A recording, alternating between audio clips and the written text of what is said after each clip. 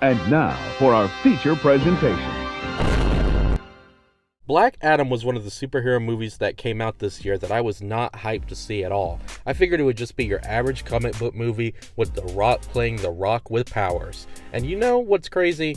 As I walked out the theater and got into my truck and drove off, I thought to myself, yeah, that's exactly what I thought it was going to be. Lately, there's been some spread of word that casual reviewers like me are always out for DC's neck. If it ain't Marvel, then it ain't good. Now, I know I'm the only asshole who enjoyed Love and Thunder, and watching this critic of Black Adam, you're going to say, Crosby Critic is a Marvel fanboy.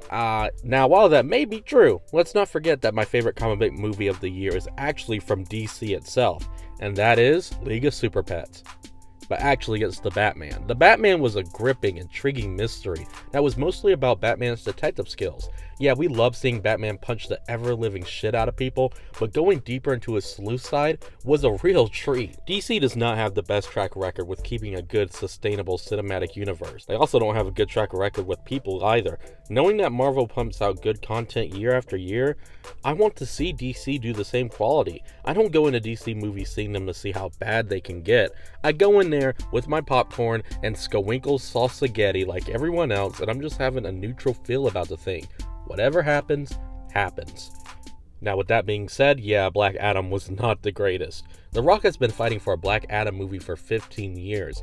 I'm happy to see him make one of his dream projects. The execution of the story leaves a lot to be desired, however. I probably would have put this one in the oven for about 15 years, Rock, I'm not gonna lie. I couldn't smell what was cooking. I love The Rock. I know he's talented and filled with many surprises. I mean, we didn't know he could sing at all in that one movie, but he fits the role of Black Adam well. The problem is, I can't feel emotionally compelled by the story of his character because he's always stuck on his default face. You know the one.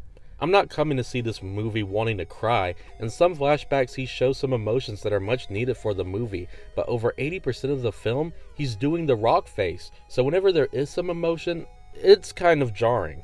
While the story is bland, the action is badass and shot really well. Seeing Rock zip around like skipping stones on water, punching bad guys, uppercuts, downer cuts, right cuts, cold cuts, it's all thrilling and very, very exciting to watch.